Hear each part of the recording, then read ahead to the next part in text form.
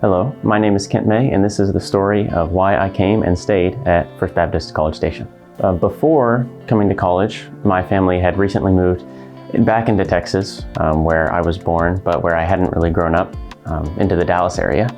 And so the consideration of which college I might end up at suddenly changed from the state schools, maybe where I was up in Virginia, back to Texas state schools, which are actually more familiar territory for my family, since my older brother, Cooper, who many of you all know who led the worship ministry here a number of years ago for some time and worked with the youth at that point.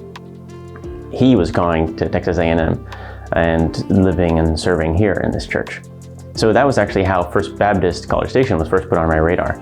I had actually heard about this church. I'd actually played piano on a Sunday morning once or twice, just when my family was coming down here to see Cooper, and he asked me to fill in when Miss Betty Ruth was otherwise occupied. Because of that, I knew about the church, but hadn't necessarily been alerted to it by other means. I had, of course, gone to Impact and Fish Camp even before coming to the university, properly speaking. But neither of those really put First Baptist College Station in my awareness the way that those other experiences did. Instead, I had heard about a number of other churches, and I didn't want to just default to the church that my older brother was going to. So my first Sunday here in College Station, which was actually my move-in day into the dorms, I went to Restoration up in Bryan, and then the week after that tried Grace Bible Church in the Southwood campus, I believe it was. And those were both good experiences. But both of those churches felt very distant, like the people on stage and the people around me were not really there for one another. It was just this sort of almost non-familial megachurch experience that I had really had growing up. That was the kind of churches of several thousands, was the kind of size that I had grown up in terms of a church tradition. And so Restoration and Grace Southwood, although not that big, both felt that way to me. And that was something I was looking to change. Throughout all my high school years, something I really longed for after coming to faith was a group of men in particular who I could grow in my faith with, who I could walk with the Lord, and who would help me in that way.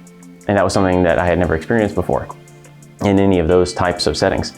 And so I was sort of turned off by that atmosphere that existed at those other places.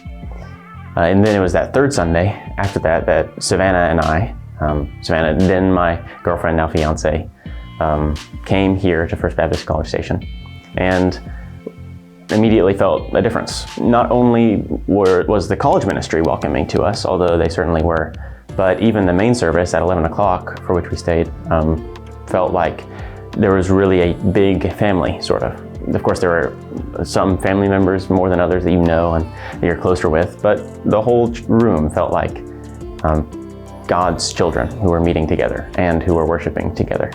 And so in that way, even the atmosphere felt smaller than the actual size of the room. It was on account of that fact, in addition to all the ways that I had grown to already know, to some extent, Troy and Jordan, who was the college minister at the time, through that connection with Cooper, that really drew Savannah and I to this church and that kept us here.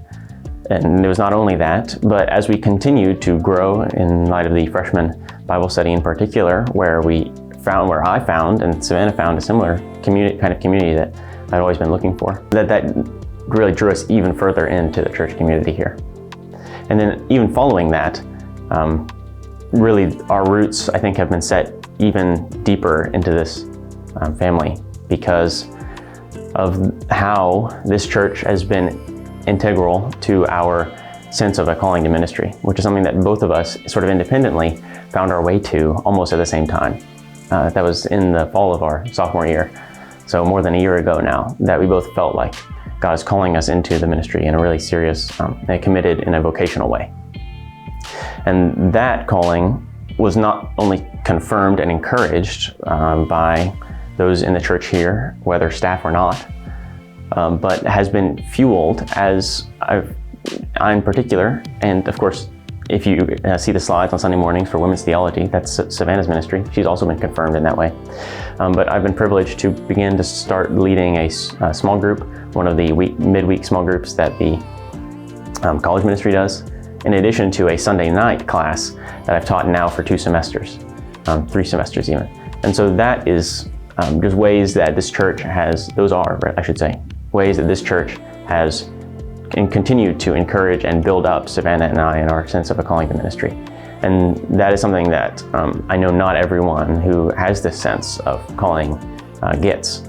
And so that's another way in which I'm very grateful, and another thing that has always built up in me this desire to stay and to continue to love the people here, even when it hasn't been the easiest.